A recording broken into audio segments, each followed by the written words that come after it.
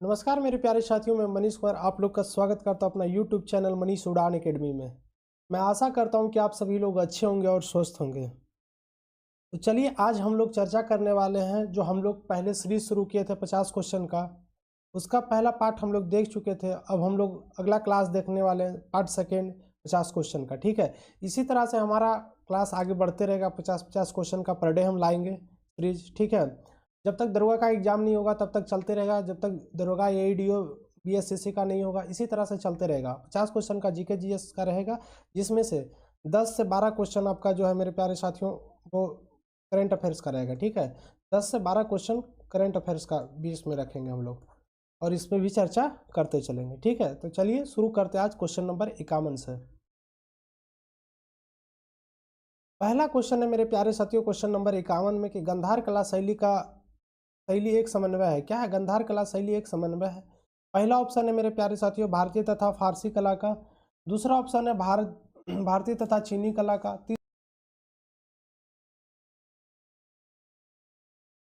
तथा यूनानी कला का।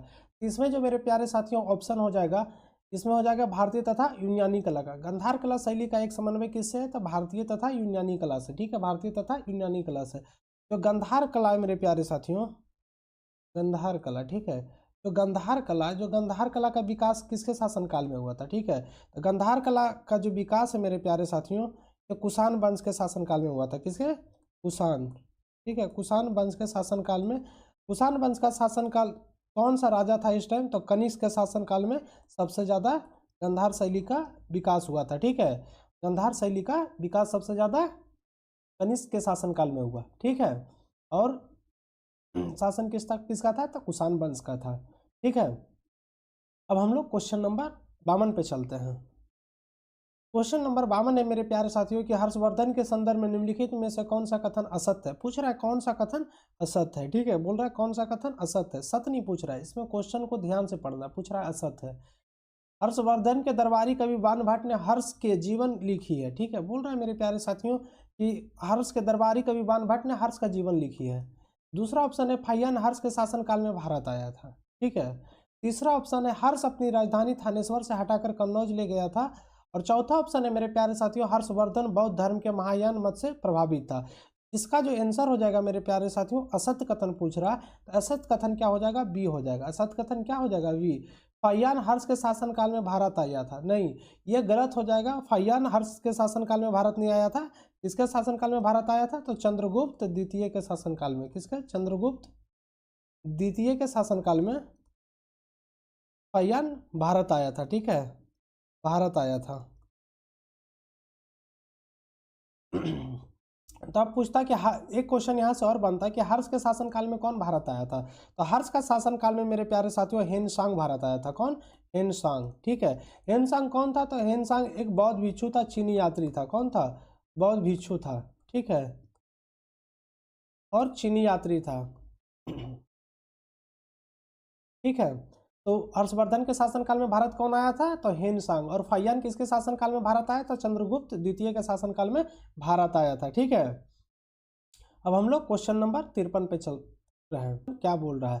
क्वेश्चन नंबर 53 है मेरे प्यारे साथियों कि चेर शासकों ने अपने अभिलेखों में किस भाषा का प्रयोग किया है? ठीक है, बोल रहा है कि चेर जो शासक थे वो अपने अभिलेख में किस भाषा का प्रयोग किया है? ठीक है, तो अपने अभिलेख में मेरे प्यारे साथियों मलयालम भाषा का प्रयोग किया है। किस भाषा का? मलयालम भाषा का।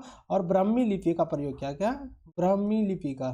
ठीक है, ब्राह्मी लिपि का प्रयोग करता था। ठीक है, चेर एक ऐसा पहला शासक था मेरे प्यारे साथियों, जो चेर का शासक था, उन्होंने अपने स्थानीय भाषा में भाषा का प्रयोग करने वाला पहला शासक था। ठीक है, चेर शासक अपने स्थानीय भाषा का प्रयोग करने वाला पहला शासक था। ठीक है, पहला शासक था। चेर का शासक क्या था? जो अपने स्थानीय भाषा का प्रयोग करने वाला पहला शासक ये था। ठीक है, और इसका जो अभिलेख होते थे किस भाषा में होते थे? तो मलयालम भाषा में। किस भाषा में? मलयालम भाषा में। और ये किस लिपि का प्रयोग करते थे? ब्राह्मी लिपि का। चेर जो है मेरे प्यारे साथियों, चेर अभी वर्तमान में केरल में पड़ता है। कहाँ? चेर अभी वर्तमान में कहाँ पड़ता है? केरल में पड़ता है। ठीक है, कहाँ? केरल में। ठीक है। अब हम लोग क्वेश्चन नंबर 54 की तरफ बढ़ते हैं कि क्वेश्चन नंबर 54 क्या बोल रहा है। क्वेश्चन नंबर 54 है मेरे प्यारे साथियों कि महात्मा बुद्ध के संदर्भ में निम्नलिखित कथनों पर विचार कीजिए। ठीक है, महात्मा बुद्ध के संदर्भ में निम्नलिखित कथनों पर विचार कीजिए। ठीक है, पहला ऑप्शन है कि इन्होंने अपना पहला उपदेश सारनाथ में दिया था। ठीक है, उसने अपना उनके उपदेश आत्मा और परमात्मा के विषय में होते थे। ठीक है, तीसरा ऑप्शन है मेरे प्यारे साथियों, उन्होंने दुख की निवृत्ति के लिए अष्टांगिक मार्ग को बताया था। ठीक है, बोल रहा है कि उन्होंने दुख की निवृत्ति के लिए मतलब दुख के निदान के लिए किस मार्ग को बताया था? अष्टांगिक मार्ग को बताया था। इसमें बोल रहा है निम्नलिखित में से कौन सा कथन सत्य है, पूछ रहा है कौन सा कथन सत्य है। तो मेरे प्यारे साथियों, इन्होंने अपना पहला उपदेश सारनाथ में दिया था, ये ऑप्शन एकदम 100% सही है। महात्मा बुद्ध ने अपना पहला उपदेश कहाँ दिया था? सारनाथ। सारनाथ कहाँ पड़ता है? वाराणसी में। ठीक है, सारनाथ कहाँ पड़ता है? वाराणसी में। ठीक है, उसका बाद हो गया दूसरा ऑप्शन क्या है कि उनके उपदेश आत्मा और परमात्मा के विषय में होते थे। तो ये क्वेश्चन क्या हो जाएगा? गलत हो जाएगा। ये क्वेश्चन क्या हो जाएगा? गलत हो जाएगा। ठीक है, उसके बाद तीसरा ऑप्शन है मेरे प्यारे साथियों, उन्होंने दुख को निवृत्ति के लिए अष्टांगिक मार्ग को बताया था। ठीक है, इन्होंने दुख को निवारण के लिए कौन सा मार्ग को बताया था? तो अष्टांगिक मार्ग को। तो क्वेश्चन नंबर 54 का जो आंसर सही होगा मेरे प्यारे साथियों, 1 और 3 सही होगा। कौन? 1 और 3। ठीक है, तो हम लोग क्वेश्चन नंबर 55 पर चलते हैं। ठीक है, क्वेश्चन नंबर 55 पे। क्वेश्चन नंबर 55 मेरे प्यारे साथियों क्या बोल रहा है कि जनगणना 2011 के अनुसार भारत में निम्नलिखित में से किस केंद्र शासित प्रदेश में लिंगानुपात सर्वाधिक है? ठीक है, पूछ रहा है मेरे प्यारे साथियों कि जो कौन सा ऐसा केंद्र शासित प्रदेश है जिसमें से लिंगानुपात सबसे अधिक है। क्या है? सबसे अधिक है। तो वो कौन सा केंद्र शासित प्रदेश हो जाएगा? तो हो जाएगा पुडुचेरी। कौन सा? पुडुचेरी। पुडुचेरी का जो लिंगानुपात है मेरे प्यारे साथियों वो कितना है? 1037 लड़की पे 1000 लड़का है। कितना? 1037 लड़की पे 1000 लड़का है। ठीक है, या तो बोलिए 1000 लड़का पे 1037 लड़की, या तो फिर 1037 लड़की पे 1000 लड़का है। ठीक है, यहाँ पे केंद्र शासित प्रदेश पे। अच्छा, दूसरा मतलब सबसे ज्यादा लिंगानुपात 2011 के जनगणना के अनुसार दूसरा कौन सा हो जाएगा? तो लक्षद्वीप हो जाएगा। दूसरा कौन सा हो जाएगा? लक्षद्वीप। लक्षद्वीप में कितना है? तो 946। लक्षद्वीप में कितना? 946।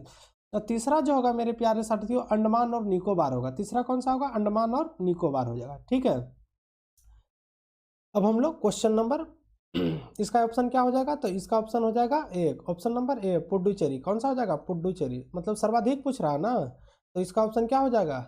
पुडुचेरी। ठीक है, अब हम लोग क्वेश्चन नंबर 56 पे चलते हैं। क्वेश्चन नंबर 56 है मेरे प्यारे साथियों, भारत और अमेरिका के बीच होने वाले संयुक्त सैन्य अभ्यास युद्धाभ्यास 2024 का आयोजन कहाँ किया गया था? ठीक है, बोल रहा है कि भारत और अमेरिका का बीच जो होने वाले संयुक्त सैन्य युद्धाभ्यास जो है मेरे प्यारे साथियों वो किस जगह में हुआ था? ठीक है, इसका आयोजन कहाँ किया गया था? तो राजस्थान में किया गया था। कहाँ? राजस्थान में। राजस्थान में कहाँ किया गया था? तो महाजन फील्ड फायरिंग रेंज में। कहाँ? महाजन फील्ड फायरिंग रेंज में। ठीक है, इसका जो आयोजन था मेरे प्यारे साथियों कब से कब तक किया गया था? तो 9 से 22 सितंबर तक। 9 से 22 सितंबर तक किया गया था। ठीक है,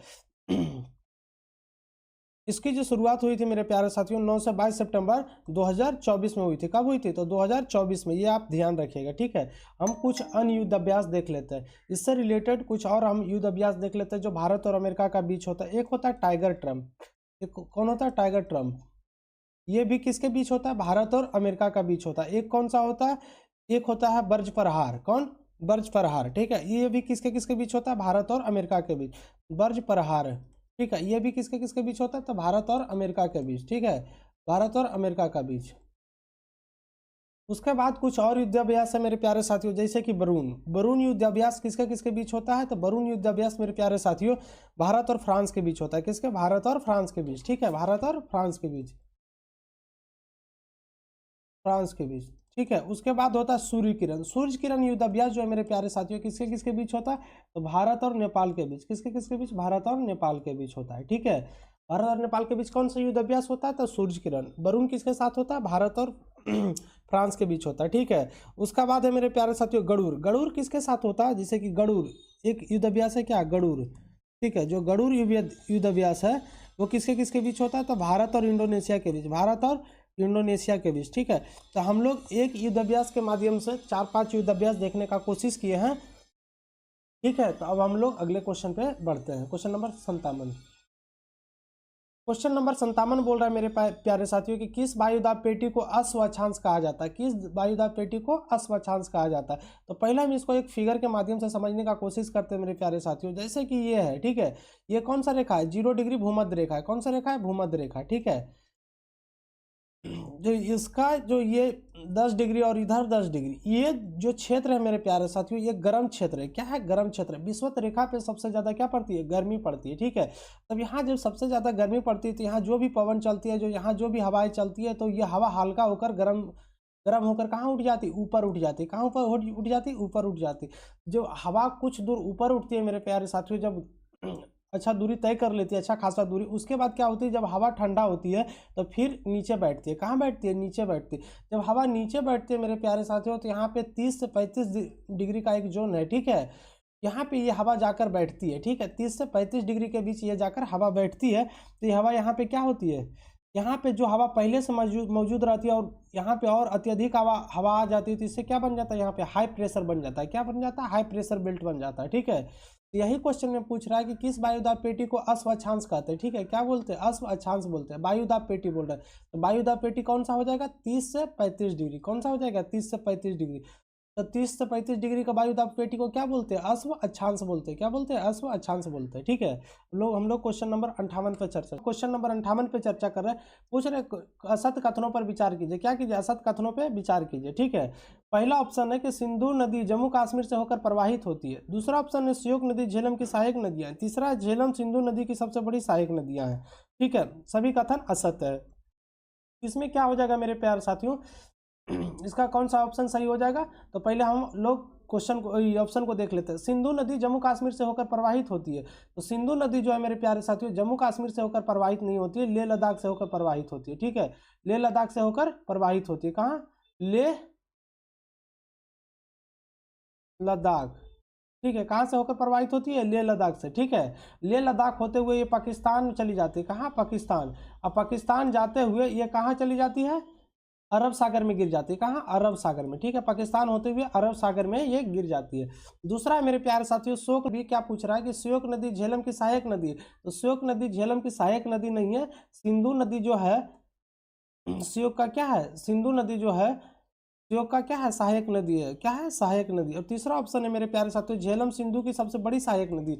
पूछ रहा है कि झेलम सिंधु की सबसे बड़ी सहायक नदी। तो झेलम जो है सिंधु की सबसे बड़ी सहायक नदी नहीं है। वो कौन है, चेनाब सबसे बड़ी सहायक नदी है। जो कहाँ से निकलती है, तो चंद्रभागा से निकलती है। हिमाचल प्रदेश के चंद्रभागा से ये निकलती है, ठीक है। इसका ऑप्शन क्या हो जाएगा, सभी के सभी असत्य है। सभी के सभी क्या है, असत्य है, ठीक है। सभी कथन क्या है, असत्य है। कोई भी कथन सही नहीं है। अब हम लोग क्वेश्चन नंबर 59 को देखते हैं।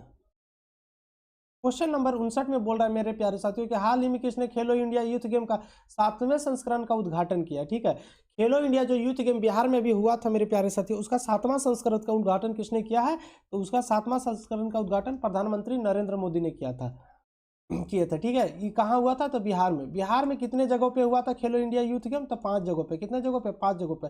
5 जगहों में कहाँ कहाँ हुआ, तो पहला है राजगीर, ठीक है। राजगीर, पटना, गया, भागलपुर, ठीक है। उसका बाद कौन सा जगह है, बेगूसराय। कौन सा जगह है, बेगूसराय, ठीक है। बेगूसराय। ये 5 जगह पे खेलो इंडिया यूथ गेम का चला था, ठीक है। उसका बाद है मेरे प्यारे साथियों कि अगर हम बिहार को देखते हैं कि बिहार खेलो इंडिया में कितने मेडल जीते, तो बिहार टोटल मेरे प्यारे साथियों खेलो इंडिया में 36 मेडल जीता। कितना, 36 मेडल, ठीक है।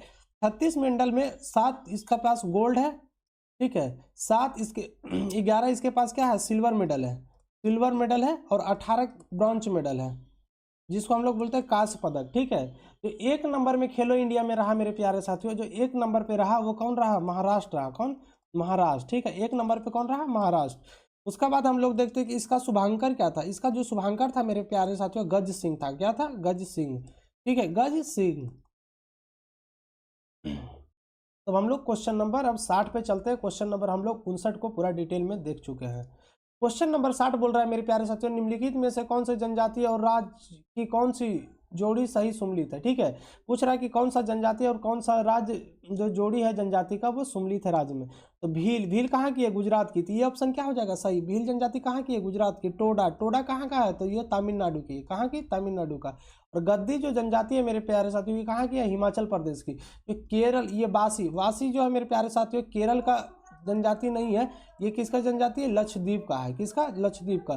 तो पूछ रहा है कि कौन सा जोड़ी सही नहीं है, तो वो क्या हो जाएगा, वासी। कौन सा हो जाएगा, वासी। वासी जनजाति कहाँ का है, लक्षद्वीप का है। कहाँ का, लक्षद्वीप का, केरल का यहाँ नहीं होगा, ठीक है।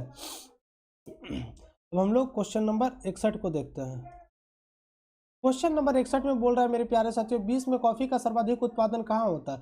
तो 20 में जो मेरे प्यारे साथियों कॉफी का सर्वाधिक उत्पादन कहाँ होता है, तो ब्राजील में होता है। कहाँ पे, ब्राजील में। अब भारत में सबसे ज्यादा कॉफी का उत्पादन कहाँ होता है, तो कर्नाटक में होता है। भारत में सबसे ज्यादा कॉफी का उत्पादन कहाँ होता है, कर्नाटक में। 70% कॉफी जो है मेरे प्यारे साथियों कहाँ होता है, भारत में सबसे ज्यादा 70% कॉफी कहाँ होता है, भारत में, कर्नाटक में।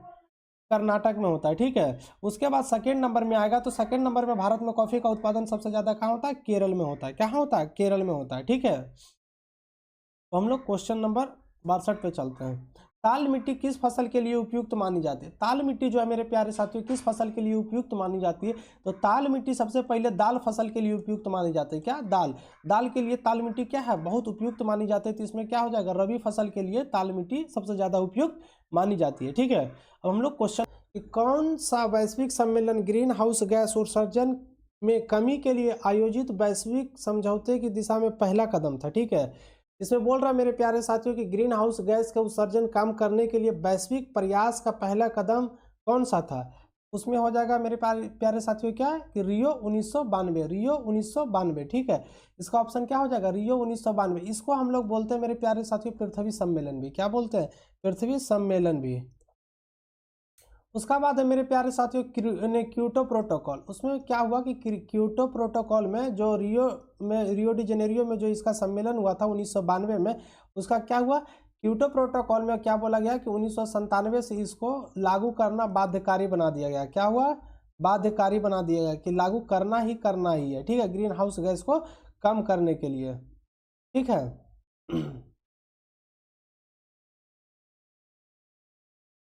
अब हम लोग क्वेश्चन नंबर 64 पे चर्चा करते हैं। उत्तर पश्चिम भारत में सर्दियों के दिनों में होने वाली वर्षा का संबंध किस मानसून विक्षोभ से है, ठीक है। बोल रहा है कि उत्तर पश्चिम में जो देखिए ये जो भारत है ना मेरे प्यारे साथी, उत्तर पश्चिम का, ठीक है, जो ये भारत है उत्तर पश्चिम का, इसमें बोल रहा है कि सर्दियों के दिनों में होने वाली वर्षा का संबंध किस मानसून विक्षोभ से है, ठीक है। तो इसमें कौन सा मानसून विक्षोभ हो जाएगा, तो पश्चिमी विक्षोभ हो जाएगा। कौन सा, पश्चिमी विक्षोभ हो जाएगा, ठीक है। क्योंकि ये वर्षा कहाँ से हो रही है, उत्तर पश्चिम से हो रही है, ठीक है। तो वही बोल रहा है कि उत्तर पश्चिम भारत में सर्दियों के दिनों में होने वाले वर्षा का मानसून का संबंध किस विक्षोभ से है, तो पश्चिमी विक्षोभ से है, ठीक है। किस विक्षोभ से, तो पश्चिमी विक्षोभ से। ये यहाँ पे क्या होता है मेरे प्यारे साथियों, जब ठंडा के दिनों में ये बारिश होती है, और बारिश ये होती है ठंडा के दिनों में, जिससे ठंडा बढ़ता है, इसमें क्या होता है, इससे रबी फसल का जो है बहुत ज़्यादा फायदा पहुँचाता है। रबी फसल को ये वर्षा क्या होता है, बहुत ज़्यादा फायदा पहुँचाता है। ये वर्षा को मेरे प्यारे साथियों रबी फसल का टॉनिक बोला जाता है। क्या बोला जाता है, इस वर्षा को रबी फसल का टॉनिक बोला जाता है, ठीक है। इस वर्षा को क्या बोला जाता है, रबी फसल का टॉनिक बोला जाता है, उत्तर पश्चिम के वर्षा को, ठीक है। अब हम लोग क्वेश्चन नंबर 65 पे चर्चा कर रहे हैं। 65 क्या है, क्वेश्चन नंबर 65, भारत में निम्नलिखित में से किस पंचवर्षीय योजना में अर्थव्यवस्था को समाजवादी स्वरूप को अपनाया गया, ठीक है। बोल रहा है किस पंचवर्षीय योजना में समाजवादी स्वरूप को अपनाया गया। तो मेरे प्यारे साथियों द्वितीय जो पंचवर्षीय योजना था ना, द्वितीय पंचवर्षीय योजना, उसी के समय में क्या अपनाया गया, दूसरी पंचवर्षीय योजना में ही समाजवादी स्वरूप को अपनाया गया था, ठीक है। समाजवादी स्वरूप को अपनाया गया था। इसको हम लोग बोलते हैं महान लोबिस राजनीतिक पर आधारित था। क्या, महान लोबिस राजनीतिक पर आधारित था, ठीक है। महान लोबिस राजनीतिक पर ये क्या था, राजनीति पे ये आधारित था। क्या, राजनीति पे ये आधारित था, ठीक है। हम लोग अब क्वेश्चन नंबर 65 देख लिए, 66 की तरफ बढ़ेंगे, ठीक है। क्वेश्चन नंबर 66 क्या बोल रहा है मेरे प्यारे साथियों, भारत को 1991 में एक आर्थिक संकट का सामना करना पड़ा, निम्नलिखित में से कौन सा उस संकट का प्रमुख कारण रहा था, ठीक है। पूछ रहा है कि 1991 में जो भारत को आर्थिक संकट का जो सामना करना पड़ा, निम्नलिखित में से उस संकट का प्रमुख कारण क्या था, ठीक है। तो उस संकट का जो प्रमुख कारण था मेरे प्यारे साथियों, बाहरी ऋण का उच्च स्तर। क्या है, बाहरी ऋण का उच्च स्तर होना, ठीक है। इसमें मेरे प्यारे साथियों क्या हुआ कि 1991 में जब भारत में आर्थिक मंदी आई, तो जब आर्थिक मंदी भारत में आई तो हमारे पास 15 दिन का भी ना स्टॉक नहीं बचा था। क्या है, 15 दिन के पैसे हमारे पास नहीं बचे थे पेट्रोल और जरूरतें के सामान खरीदने के लिए, ठीक है। उसके बाद क्या हुआ कि 1991 के बाद ही भारत में क्या लाया गया, एलपीजी मॉडल लाया गया, ठीक है। एलपीजी कब लाया गया, 1991 में, ठीक है। 1991 में एलपीजी लाया गया, ठीक है। एलपीजी कब लाया गया, तो 1991 में ही लाया गया, ठीक है। तो हम लोग क्वेश्चन नंबर 67 पे चर्चा करते हैं। बाजार का नियम किस अर्थशास्त्री ने दिया, तो बाजार का जो नियम है मेरे प्यारे साथियों, वो कौन दिया, तो जे बी से। वो कौन दिया था, जे बी से। कौन सा नियम दिया था, तो बाजार का नियम दिया था। जे एम किन्स कौन सा नियम दिया था, तो जे एम किन्स मेरे प्यारे साथियों ये रोजगार का सिद्धांत दिया था। क्या, रोजगार का सिद्धांत, रोजगार का सिद्धांत, ठीक है। जे एम किन्स क्या दिया था, तो रोजगार का सिद्धांत दिया था। तो हम लोग क्वेश्चन नंबर 68 पे चल। क्वेश्चन नंबर 68 क्या बोल रहा है मेरे प्यारे साथियों कि डेयरी आर्थिक गतिविधियों में से किस क्षेत्र में आता है, ठीक है। जो डेयरी फार्म है, जैसे कि जिसमें जो खटाल जिसको हम लोग बोलते हैं, पशुपालन जिसको हम लोग बोलते हैं, उसको क्या बोलते हैं, डेयरी आर्थिक गतिविधियां पूछ रहा है किस क्षेत्र में आता है, ठीक है। तो डेयरी जो आर्थिक गतिविधियां मेरे प्यारे साथियों प्राथमिक क्षेत्र में आता है। क्या आता है, प्राथमिक क्षेत्र, पशुपालन, मछली पालन, ठीक है, मुर्गी पालन, ये सब क्या आता है, प्राथमिक क्षेत्र में आता है। क्या आता है, प्राथमिक क्षेत्र में, जिसमें प्राकृतिक संसाधनों का क्या हो सके, दोहन किया जा सके, वो सभी क्या आएगा, प्राकृतिक क्या आएगा, वो सब प्राथमिक क्षेत्र में आएगा। क्या आएगा, प्राथमिक क्षेत्र में, जिसमें सभी प्राकृतिक संसाधनों का क्या किया जा सके, उपयोग किया जा सके या दोहन किया जा सके, वो कौन सा क्षेत्र में आएगा, प्राथमिक क्षेत्र में। द्वितीय क्षेत्र, द्वितीय क्षेत्र में क्या आता है मेरे प्यारे साथियों, जैसे कि प्राथमिक क्षेत्र में डेयरी आया, डेयरी से क्या निकला, तो दूध निकला, ठीक है। तो दूध जो हो जाएगा मेरे प्यारे साथियों, ये जब होटल में पेड़ा बनेगा, ठीक है, क्या बनेगा, पेड़ा बनेगा, तो ये कौन सा क्षेत्र हो जाएगा, द्वितीय क्षेत्र। क्या हो जाएगा, द्वितीय क्षेत्र। जो औद्योगिक क्षेत्र होता है वो कौन सा क्षेत्र है, द्वितीय क्षेत्र होता है, ठीक है। तो पेड़ा कौन सा क्षेत्र में चल जाएगा, द्वितीय क्षेत्र में। अगर पेड़ा बन के दुकान में आ गया, कहाँ आ गया, दुकान में आ गया, तो दुकान से जब अब कोई व्यक्ति ले जाएगा पेड़ा को, तो वो कौन सा क्षेत्र हो जाएगा, सेवा क्षेत्र हो जाएगा। कौन सा क्षेत्र हो जाएगा, सेवा क्षेत्र, ठीक है।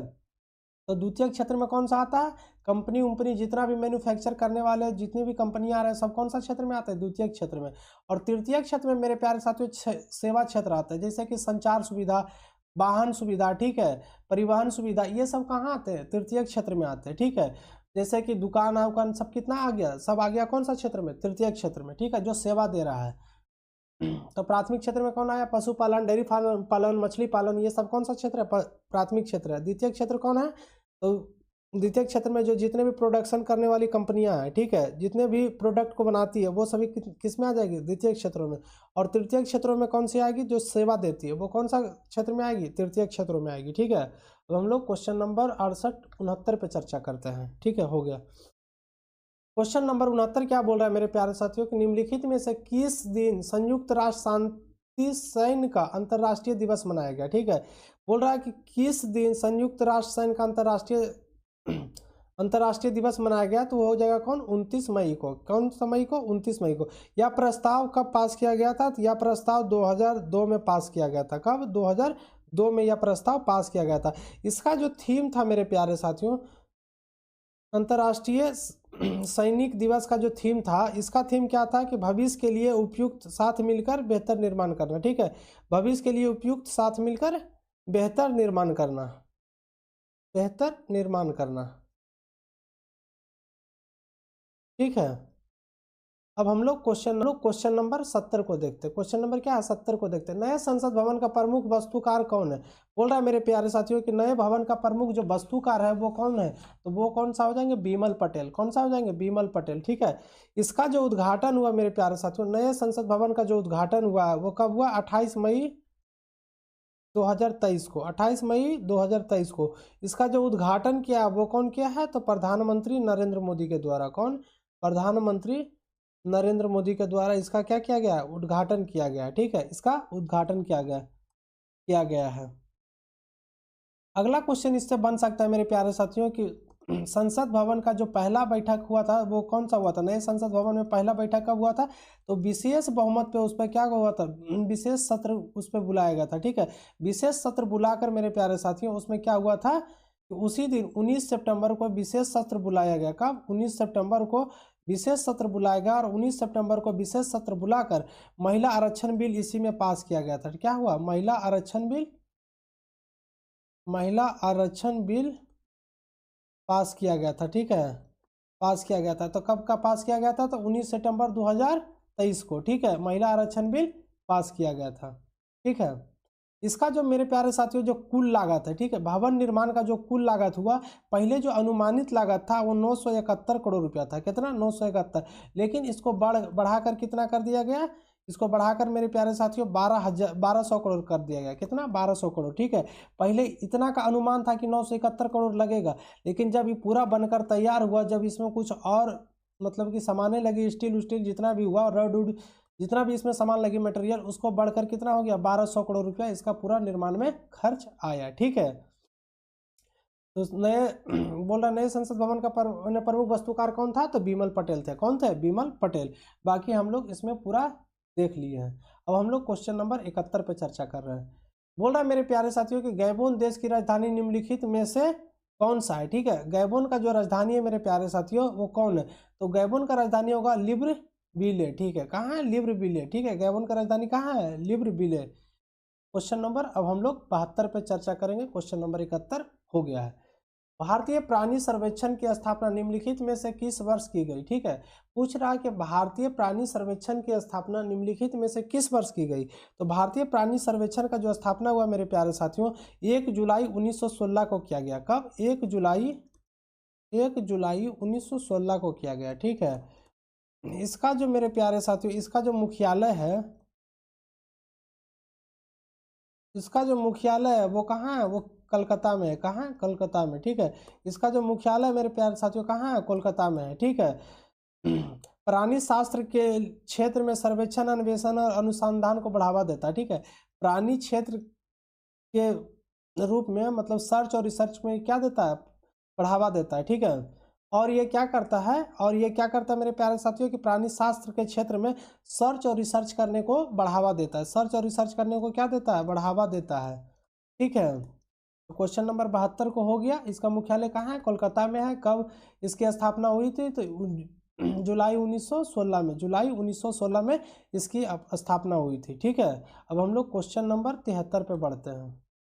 क्वेश्चन नंबर 73 है मेरे प्यारे साथियों, अनुसूचित जाति एवं अनुसूचित जनजाति के अत्याचार निवारक अधिनियम कब बनाया गया था? ठीक है, अत्याचार निवारक अधिनियम कब बनाया गया? तो 1989 में बनाया गया था। कब ने बनाया गया था? 1989 में। ठीक है, 1989 में बनाया गया था। ठीक है,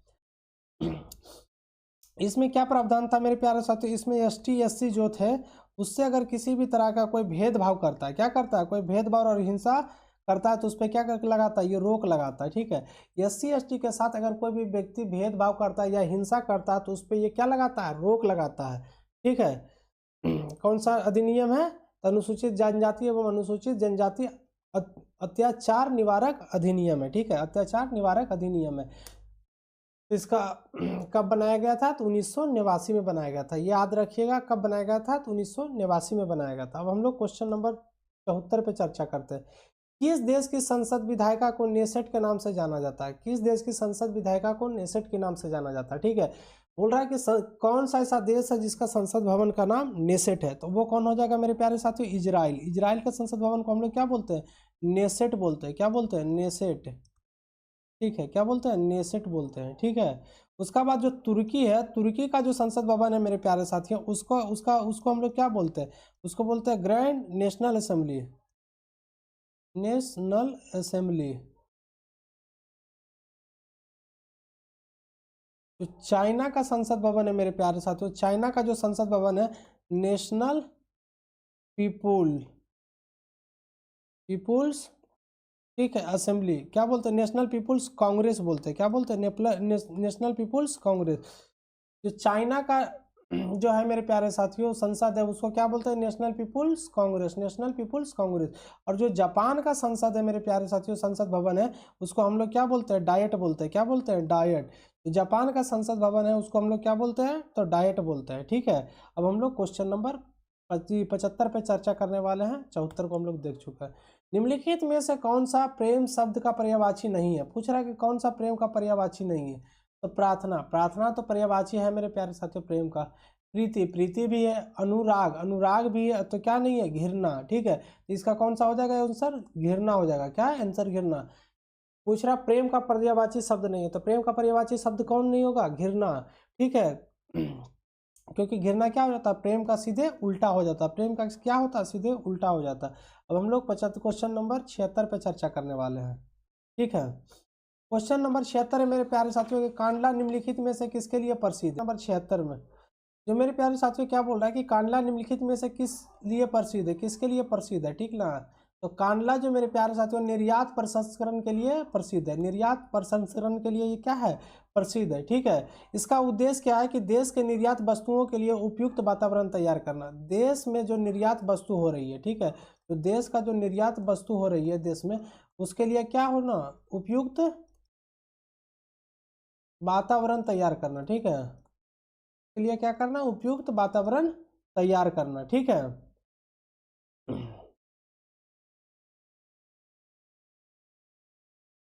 इसका जो स्थापना हुआ था मेरे प्यारे साथियों, निर्यात प्रसंस्करण क्षेत्र का जो इसका जो कांडला का स्थापना हुआ था, ये 1965 में किया गया था। कब किया गया था, 1965 में किया गया था। ठीक है, इसको स्थापित कब किया गया था, 1965 में। अब हम लोग क्वेश्चन नंबर 77 पे आते हैं।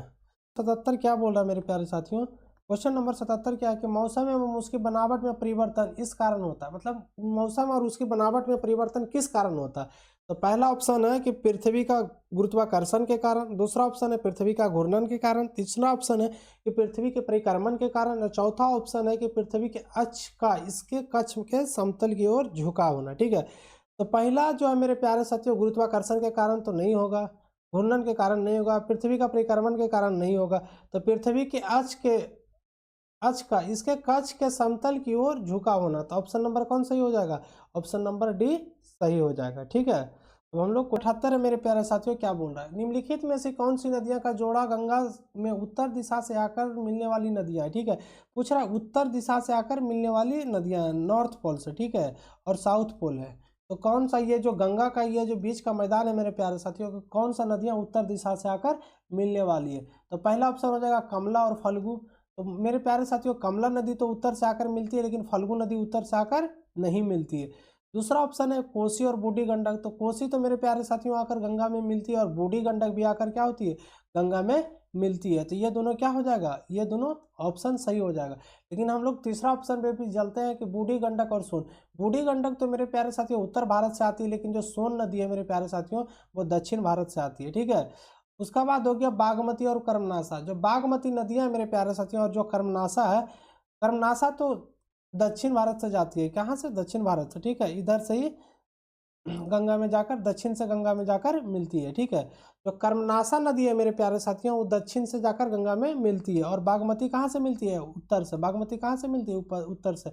इसमें कौन सा ऑप्शन सही हो जाएगा, कोसी, ऑप्शन नंबर 20। ठीक है, कोसी और बूढ़ी गंडक। क्वेश्चन नंबर हम लोग अब 79 पे चर्चा करने वाले हैं। अफ्रीका का सबसे सर्वोच्च शिखर माउंट किलिमंजारो अवस्थित है। ठीक है, पूछ रहा है मेरे प्यारे साथियों कि माउंट किलिमंजारो किस जगह में अवस्थित है। अफ्रीका का सबसे ऊंची चोटी है। ठीक है, तो वो कहाँ अवस्थित है, तो तंजानिया में अवस्थित है। कहाँ, तंजानिया में। ठीक है, तो हम लोग क्वेश्चन नंबर 80 पे चर्चा करते हैं, चर्चा करने वाले हैं प्यारे साथियों। ठीक है, क्वेश्चन नंबर 80 क्या बोल रहा है कि भारत का अपने पड़ोसी देशों के साथ अंतर्राष्ट्रीय सीमा की लंबाई के अनुसार आरोही क्रम में पूछ रहा है। आरोही क्रम में बताएं। जो अंतर्राष्ट्रीय सीमा है मेरे प्यारे साथियों उसको पूछ रहा है आरोही क्रम में। आरोही क्रम का मतलब क्या होता है कि बढ़ते क्रम। क्या है, बढ़ते क्रम। जैसे कि क्या हुआ, पहले एक आया, फिर दो आया, फिर तीन आया, तो क्या आरोही क्रम है। ठीक है, तो वही पूछ रहा है कि बढ़ते क्रम में। उस पहला ऑप्शन चीन, बांग्लादेश, पाकिस्तान और नेपाल। तो नेपाल तो ये गलत हो जाएगा मेरे प्यारे साथियों, क्योंकि बांग्लादेश का जो ऑप्शन है फिर पाकिस्तान है। तो बांग्लादेश का क्या है, स्थलीय सीमा इससे ज़्यादा लगता है, जो बॉर्डर बाउंड्री शेयर होती है पाकिस्तान से ज़्यादा होती है। दूसरा ऑप्शन है नेपाल। नेपाल कितना बॉर्डर शेयर करता है भारत से, तो वो 1751 किलोमीटर। कितना, 1751 किलोमीटर। और पाकिस्तान का बॉर्डर भारत से कितना लगता है, 3223 किलोमीटर। 3223 किलोमीटर। ठीक है, और चीन का जो बॉर्डर लगता है मेरे प्यारे साथियों वो कितना लगता है, 3488 किलोमीटर। 3488 किलोमीटर। और बांग्लादेश का कितना लगता है, 4096 किलोमीटर। ठीक है, आप पूछ रहे आरोही क्रम में समझाएं। ठीक है, आरोही क्रम में। आरोही क्रम अब निकालना आसान हो जाएगा हम लोग के लिए।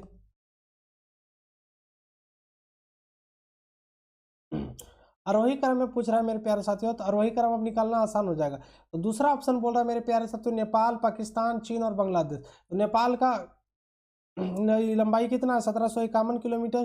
फिर पाकिस्तान का 3223 किलोमीटर। फिर चीन का 3488 किलोमीटर और बांग्लादेश का 4096 किलोमीटर। तो ऑप्शन नंबर बी क्या हो जाएगा, सही हो जाएगा। ऑप्शन नंबर बी क्या हो जाएगा, सही हो जाएगा। ठीक है, तो 80 का क्या होगा, ऑप्शन नंबर बी आंसर होगा। अब हम लोग क्वेश्चन नंबर 81 पे चलते हैं।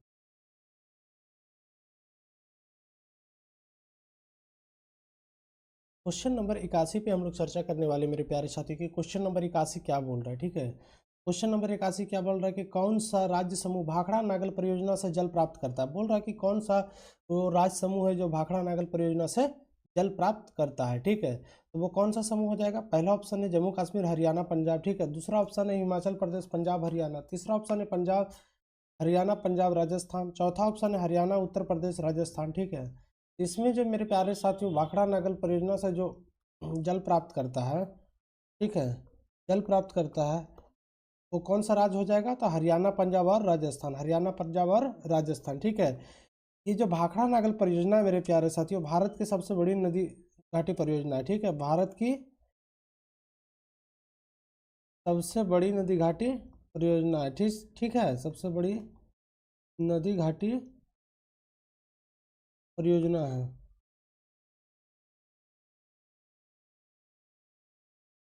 इसको मेरे प्यारे साथियों, ये कौन सा नदी पे स्थित है, तो ये कौन सा नदी पे स्थित है, या सतलज नदी पे स्थित है। कौन सा नदी पे, सतलज नदी पे स्थित है। ठीक है, इसके इसका जो मुख्य काम है मेरे प्यारे साथियों, भाखड़ा नागल परियोजना का जो मुख्य काम है, इसका मुख्य काम क्या है, सिंचाई व्यवस्था को बनाए रखना। क्या, सिंचाई व्यवस्था को बनाए रखना। ठीक है, सिंचाई व्यवस्था बनाए रखना। ठीक है, और बिजली उत्पादन करना। दूसरा काम इसका क्या है, तो बिजली उत्पादन करना,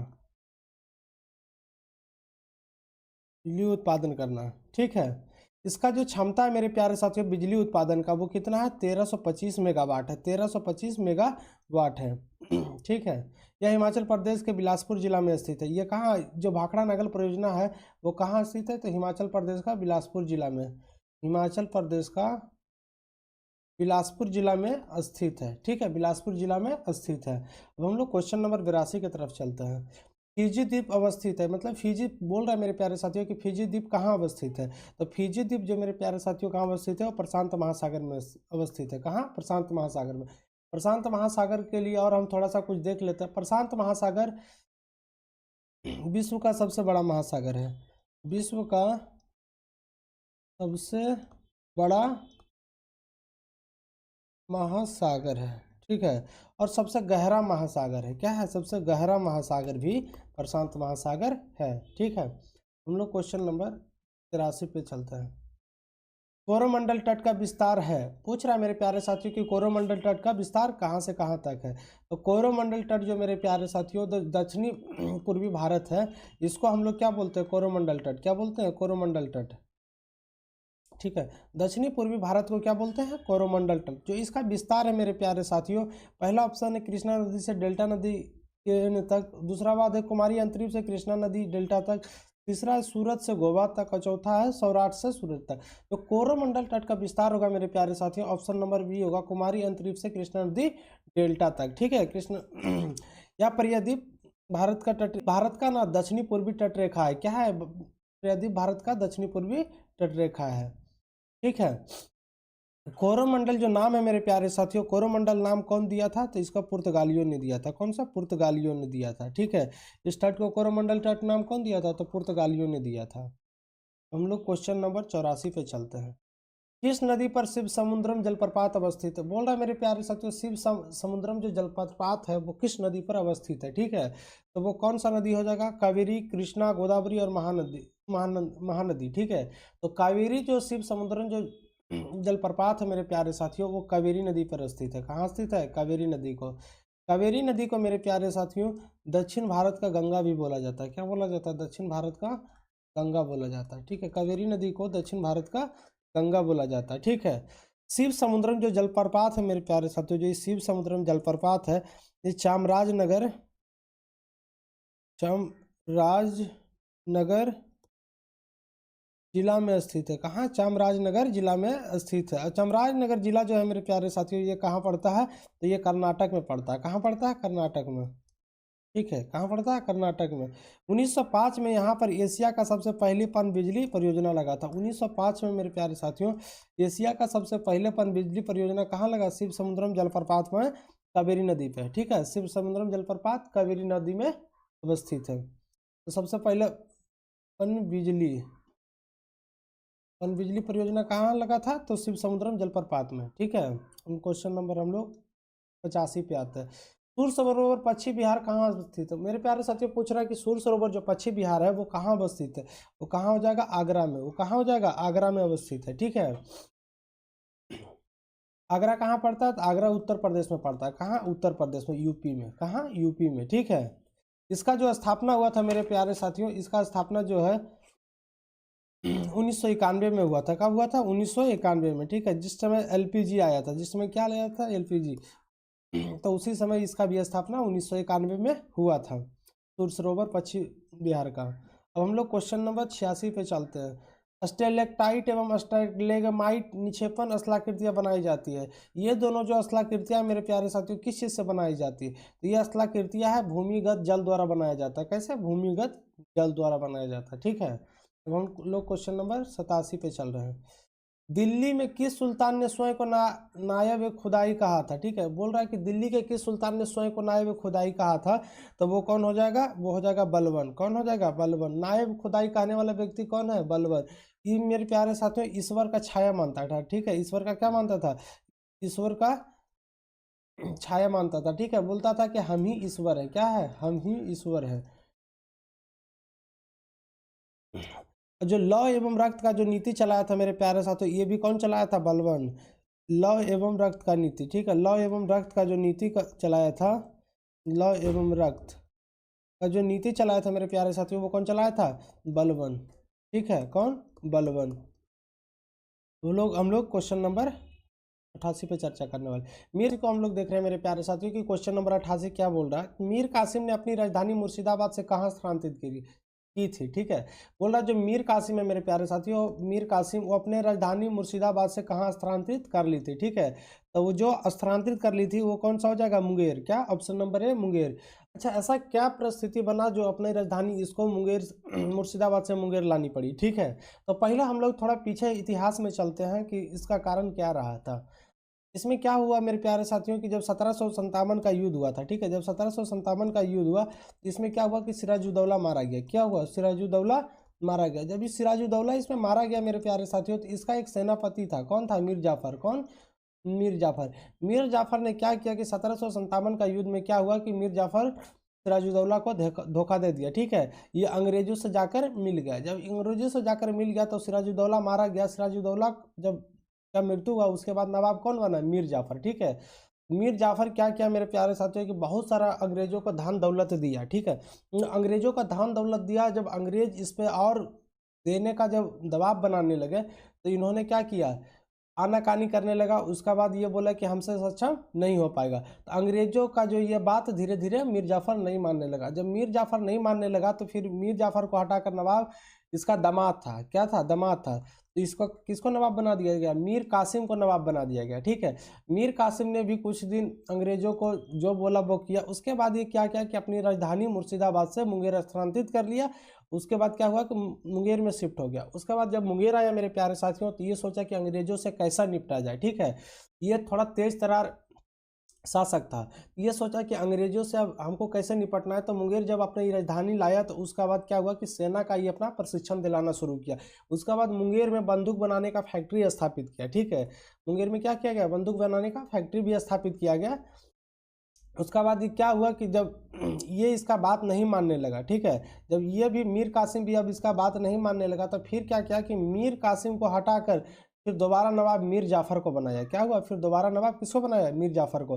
पहले मीर जाफर नवाब बना तो फिर उसके बाद मीर कासिम को बनाया। फिर मीर कासिम को हटाकर फिर मीर जाफर को नवाब बनाया, क्योंकि मीर कासिम भी अंग्रेजों का बात मानने नहीं लगा था। ठीक है, इसी कारण से मेरे प्यारे साथियों क्या हुआ था कि मीर कासिम अपना थोड़ा सुरक्षा पाने के लिए मुर्शिदाबाद से राजधानी मुंगेर स्थानांतरित किया था। ठीक है, अब हम लोग क्वेश्चन नंबर निवासी पे चलते हैं। विजयनगर के राजा कृष्णदेव राय ने गोलकुंडा का युद्ध किस राजा के साथ लड़ा था? जो गोलकुंडा का युद्ध है मेरे प्यारे साथियों, ये किस राजा के साथ लड़ा था? तो कुली कुतुब शाह के साथ। किसके? कुली कुतुब शाह के साथ। ठीक है, अब हम लोग क्वेश्चन नंबर 90 पे आते हैं। क्वेश्चन नंबर 90 क्या बोल रहा है मेरे प्यारे साथियों? असहयोग आंदोलन के संबंध में निम्नलिखित कथनों में से कौन सा कथन सही है? बोल रहा है कि असहयोग आंदोलन के संबंध में निम्नलिखित में से कौन सा कथन सही है? तो पहला ऑप्शन हम लोग पढ़ते हैं कि पहला ऑप्शन क्या है कि जलियांवाला बाग नरसंहार के कारण महात्मा गांधी ने इस आंदोलन को स्थगित कर दिया। पहला ऑप्शन है मेरे प्यारे साथियों कि जलियांवाला बाग नरसंहार के कारण महात्मा गांधी ने इस आंदोलन को स्थगित कर दिया। तो ऐसा एकदम नहीं हुआ था। जलियांवाला बाग जो हत्याकांड था वो कब हुआ था? 1919 में हुआ था। कब हुआ था? 13 अप्रैल 1919 को। ठीक है, और जो असहयोग आंदोलन शुरू हुआ वो अगस्त 1920 में शुरू हुआ। कब? अगस्त 1920 में। ठीक है, तो ये ऑप्शन क्या हो जाएगा? गलत हो जाएगा।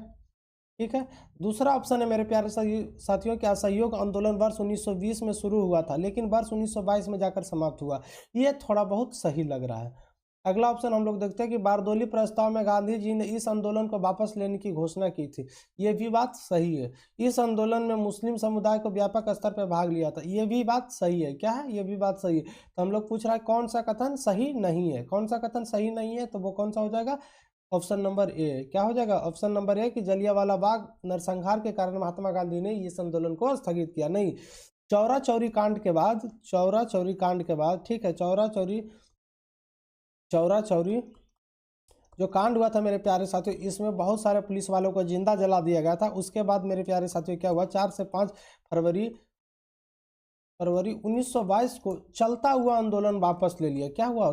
चलता हुआ आंदोलन क्या ले लिया? वापस ले लिया गांधी जी ने। ठीक है, अब हम लोग 91 नंबर क्वेश्चन पे चलते हैं।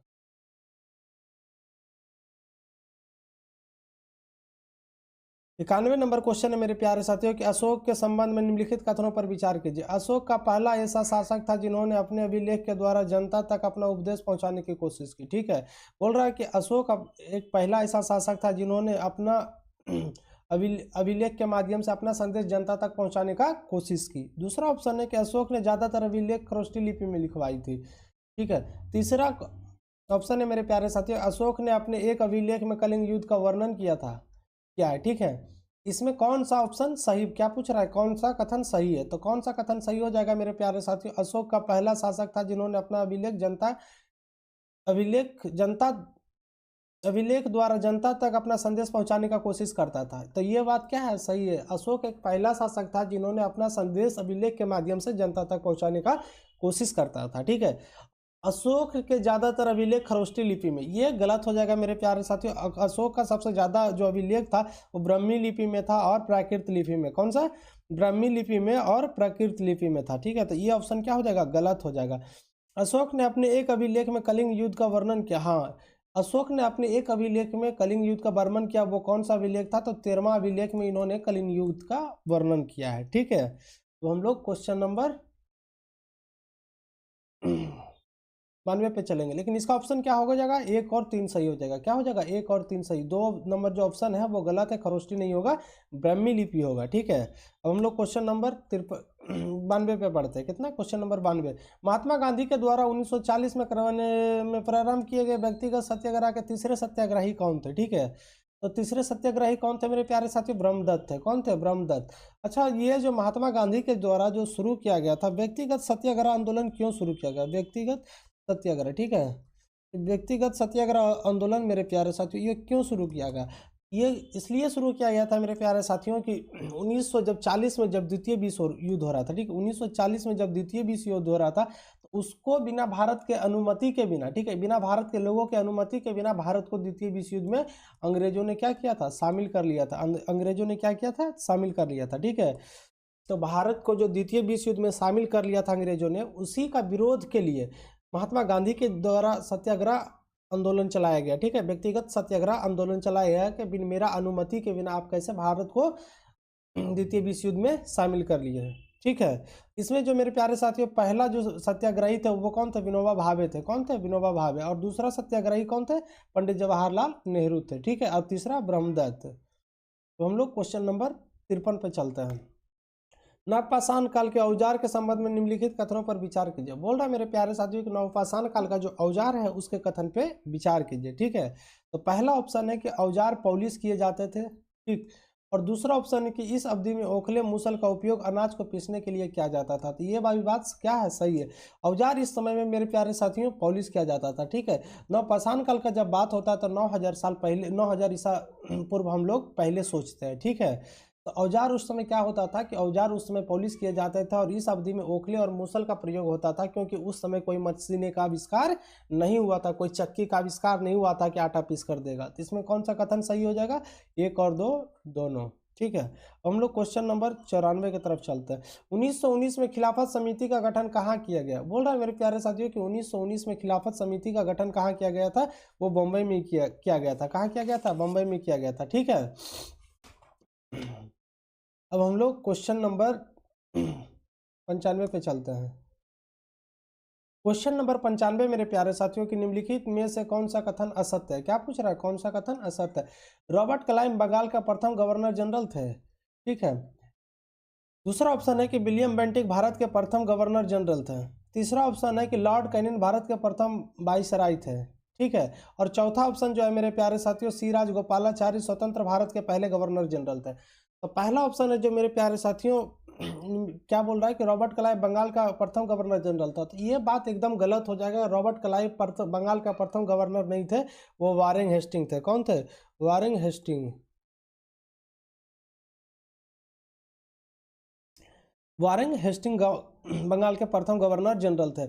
जो रॉबर्ट क्लाइव था मेरे प्यारे साथियों, रॉबर्ट क्लाइव क्या था, बंगाल का गवर्नर था। क्या था, बंगाल का गवर्नर था।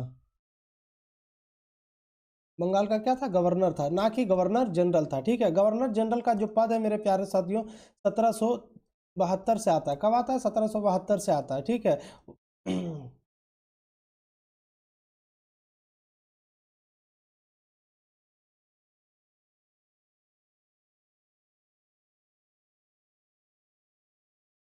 इसमें कौन हो जाएंगे बंगाल का गवर्नर जनरल कौन हो जाएंगे, वारेन हेस्टिंग। ठीक है, कौन, वारेन हेस्टिंग।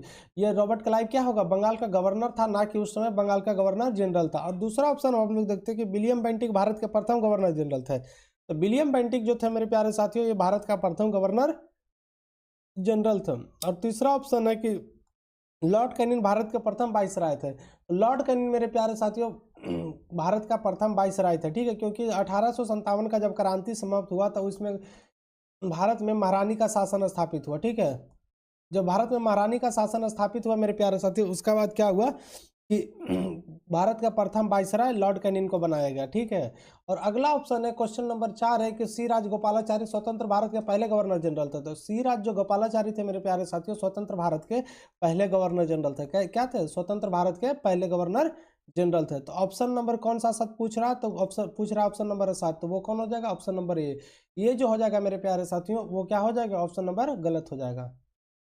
तो हम लोग क्वेश्चन नंबर आगे बढ़ते हैं। 96,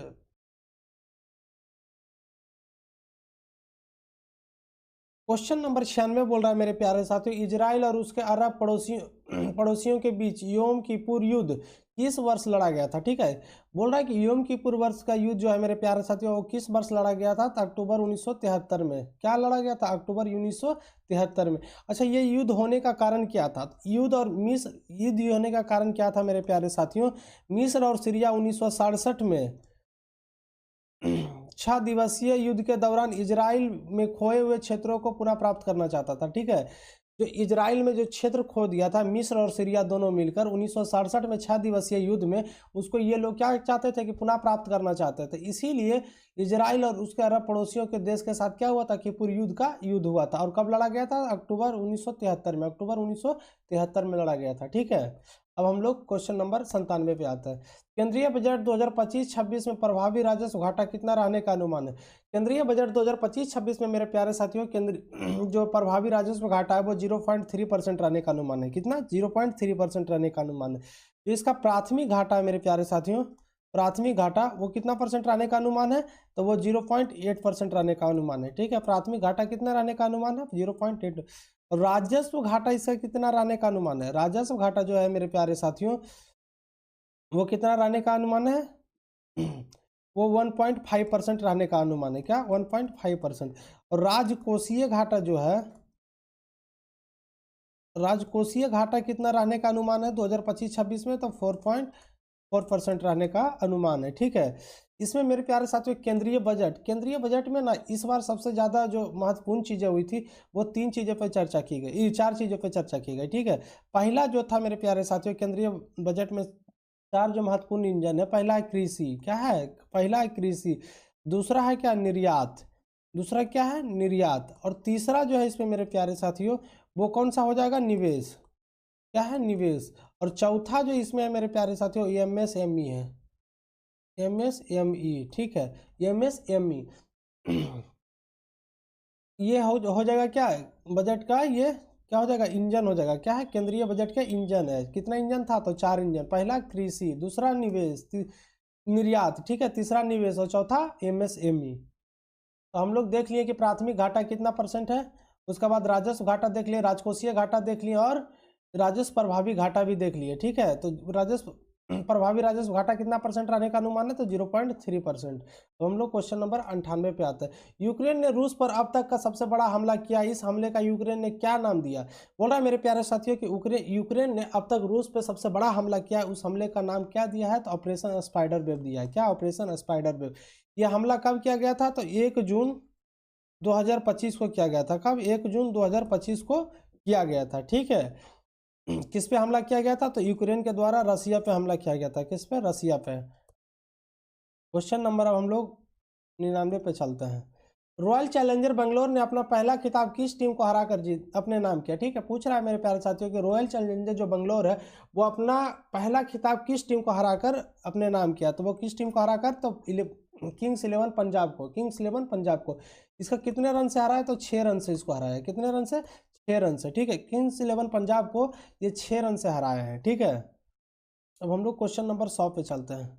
राफेल लड़ाकू विमानों में उत्पादन के लिए फ्रांस एवं डसॉल्ट एविएशन के टाटा एडवांस सिस्टम्स लिमिटेड के साथ मिलकर भारत में कहां पर उत्पादन इकाई लगाने की घोषणा की है? मेरे प्यारे साथियों बोल रहा है कि राफेल लड़ाकू जो विमान है उसका उत्पादन के लिए फ्रांस के डसॉल्ट एविएशन ने टाटा एडवांस सिस्टम लिमिटेड के साथ मिलकर भारत में कहां पर उत्पादन इकाई लगाने की घोषणा की गई है? तो वो कहां हो जाएगी? हैदराबाद। कहां हो जाएगी? हैदराबाद। ठीक है, हैदराबाद में लगाने की घोषणा की गई है। तो चलिए आज का हमारा 50 क्वेश्चन कंप्लीट हुआ यहीं पे। ठीक है, अब इससे क्या इसका आगे हम लोग फिर कल अगला सीरीज में लेकर आएंगे 50 क्वेश्चन को। इसी तरह से हमारा सीरीज चलते रहेगा। ठीक है, इसी तरह से हमारा सीरीज अब लगातार चलते रहेगा। ठीक है, तो चलिए, थैंक यू। अगर वीडियो अच्छा लगा तो दोस्तों के साथ शेयर करें, चैनल को सब्सक्राइब करें और लाइक करें। ठीक है, इसी तरह से पढ़ते रहिए, आगे बढ़ते रहिए। धन्यवाद।